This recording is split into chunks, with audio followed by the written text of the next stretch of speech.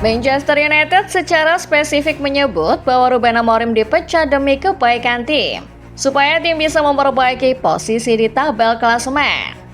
Sayangnya, hari pertama tanpa Amorim justru berakhir ironi buat sang setan merah. United yang ditegangi Darren Fletcher malah tertahan di Toughmore, markas Burnley.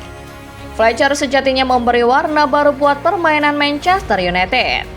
Akan tetapi masalah di era Amorim ternyata masih terlihat begitu jelas di laga melawan Burnley. Pada akhirnya, MU jadi tim yang sekali lagi gagal menang. Bagaimana MU menjalani hari pertama tanpa Ruben Amorim? Starting 11 Moment kali ini akan membahas hasil imbang MU melawan Burnley yang terasa bak ironi selepas kepergian Ruben Amorim. Bagaimana wajah baru MU tanpa sang pelatih Portugal? Simak selengkapnya.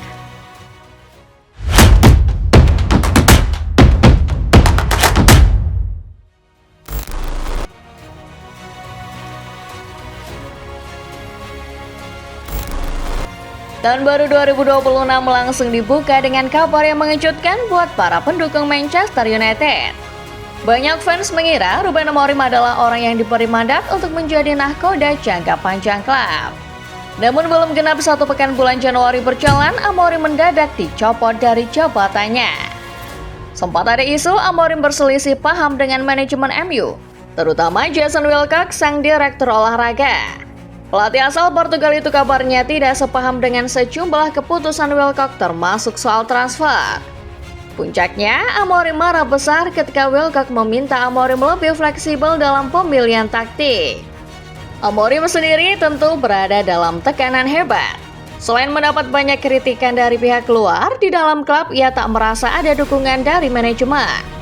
Maka dari itu keluarlah sebuah pernyataan kontroversial dari mulutnya selepas laga melawan Leeds. Amorim merasa dirinya tidak diberi keleluasaan untuk membangun klub.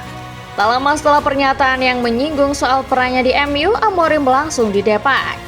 MU secara spesifik mengatakan bahwa pemecatan Amorim bertujuan demi kebaikan klub, supaya klub bisa memperbaiki posisi mereka di tabel klasemen.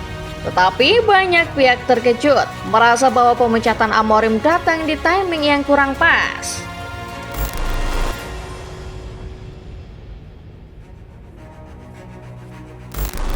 Selepas kepergian Ruben Amorim, MU tak mau buru-buru menunjuk pelatih baru. Alih-alih, klub yang bermarkas di Old Trafford itu memanggil Darren Fletcher sebagai pelatih interim alias sementara. Fletcher rencananya bakal diplot menggantikan Amorim dalam 2 laga MU ke depan, melawan Burnley di Premier League dan Brighton di Piala FA. Fletcher adalah salah satu mantan pemain setan merah. Pria asal Skotlandia itu juga pernah merasakan tangan dingin manajer legendaris Red Devils Sir Alex Ferguson. Di sisi lain, sebagai pelatih tim junior, Fletcher juga sudah tak asing dengan lingkungan MU yang sekarang. Dia pun langsung mengumbar janji di awal kedatangannya. Fletcher ditanya banyak hal di sesi konferensi pers pertamanya sebagai arsitek sementara MU, termasuk bagaimana pemilihan taktik yang kemungkinan akan ia terapkan. Ayah dari Jack Fletcher tidak menyebut secara spesifik, tapi ia akan berusaha membawa identitas MU yang selama ini dibanggakan olehnya dan para fans Manchester United. Semoga akan terlihat seperti Manchester United yang sedikit mewakili karakter saya dan karakter yang saya tahu tentang Manchester United. Saya harap itu akan menggambarkan Manchester United yang bisa membanggakan fans, yang bisa membanggakan saya, kata Fletcher ketika ditanya perihal wajah baru MU di bawah asuhannya.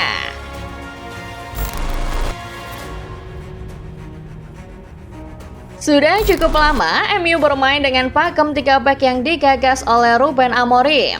Ketika Fletcher naik ke kursi pelatih yang sebelumnya menangani tim U18 MU itu melakukan sejumlah perubahan.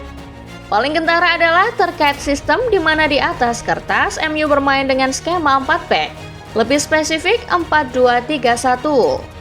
Di laga melawan Burnley, fans dan penonton juga bisa melihat sejumlah perbedaan karakter antara MU asuhan Fletcher dengan MU asuhan Amorim. Salah satunya adalah peran Benjamin Sesko. Di laga ini, Sesko tampak mendapat lebih banyak suplai bola di mana para pemain MU banyak memainkan bola-bola crossing. Sementara itu, hal lain yang terlihat dari permainan MU era Fletcher adalah pressing tim terlihat tidak terlalu agresif. Ini berbeda dari era Amorim yang menuntut pressing agresif guna memenangkan bola dari lini pertama. Secara logika, pendekatan Fletcher masuk akal, mencegah lawan melewati pertahanan MU dan melakukan counter cepat. Bisa dilihat pula, teamwork menjadi landasan utama United era Fletcher. Pemain seringkali merelakan peluang yang mereka dapat demi memberi umpan kepada pemain lain yang posisinya lebih kosong. Seperti ketika Bruno Fernandes memilih memberi umpan ke Casemiro dalam situasi free kick, padahal jaraknya sangat ideal untuk melakukan shot. Beberapa aspek tersebut membuahkan hasil positif. MU sempat tertinggal 1 gol tetapi berhasil membalikkan keadaan lewat 2 gol Benjamin Sesko. Bahkan apabila gol Lisandro Martinez tidak dianulir, MU bisa cetak 3 gol. Pada intinya, Fletcher telah berhasil menyuntikkan sedikit nilai positif pada tim peninggalan Ruben Amorim ini.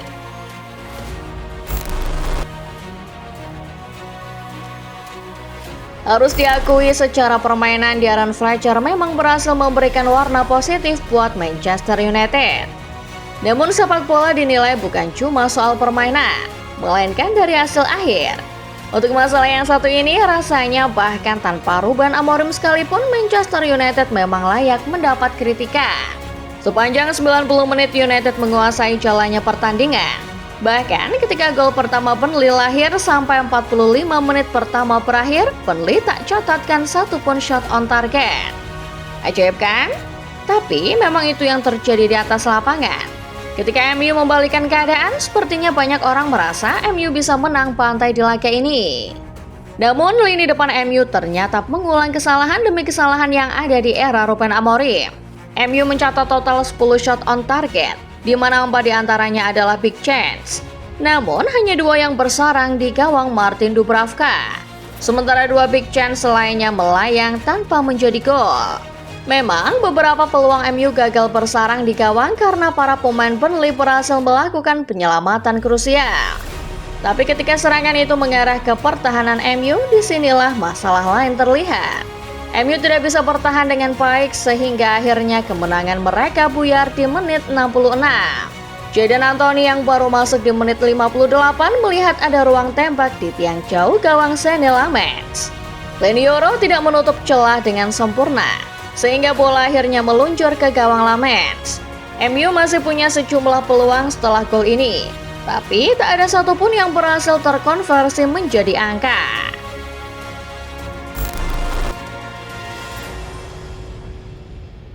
Kembali ke poin pertama tadi, Manchester United memecat Ruben Amorim demi memperbaiki posisi mereka di tabel klasemen sementara. Tapi yang terjadi justru seperti ironi. Hari pertama tanpa Ruben Amorim bukannya naik di tabel klasemen, MU malah turun. Padahal rival terdekatnya Chelsea menelan kekalahan sementara Liverpool belum bermain. Pekan ke-20 lalu United mengoleksi poin yang sama dengan Chelsea, yakni 31 poin. Di urutan keempat ada Liverpool yang mengoleksi 34 poin. Secara matematis Burnley harusnya bukan lawan yang sulit, mengingat status mereka adalah penghuni zona degradasi. Namun yang terjadi justru di luar harapan para fans MU. Kemenangan di laga kontra Burnley akan membuat United menyamai koleksi poin Liverpool. Tapi dengan keunggulan selisih gol, MU tentu akan mengudeta The Reds dari posisi 4 besar. Posisi itu kemungkinan akan bertahan sampai akhir pekan ke-21. Mengingat Liverpool akan menghadapi Arsenal yang berpotensi kuat membuat mereka tumbang. Harapannya naik ke posisi 4, tapi yang terjadi MU justru merosot ke posisi ke-7 klasemen. Di laga lain, Brentford dan Newcastle sama-sama meraih kemenangan. Keduanya pun sukses mengambil alih posisi ke-5 dan ke-6 tabel klasemen. MU kini membuntuti dengan raihan 32 poin dari 21 laga. Pada akhirnya, debut Darren Fletcher di MU patut mendapat apresiasi karena ada beberapa hal positif yang berhasil ia hadirkan. Namun, Fletcher masih belum bisa mengatasi masalah terbesar MU di era Amorim, yakni tak bisa mengamankan hasil. Bagaimana menurut kalian? Tulis opini kalian terkait debut Darren Fletcher ini di bawah ya. Like videonya kalau kalian suka, subscribe channel Starting 11 Moment dan jangan lupa nyalakan notifikasinya. supaya kalian gak ketinggalan setiap bahasan menarik dan update terbaru seputar dunia sepak bola lainnya. Terima kasih sudah menonton dan sampai jumpa.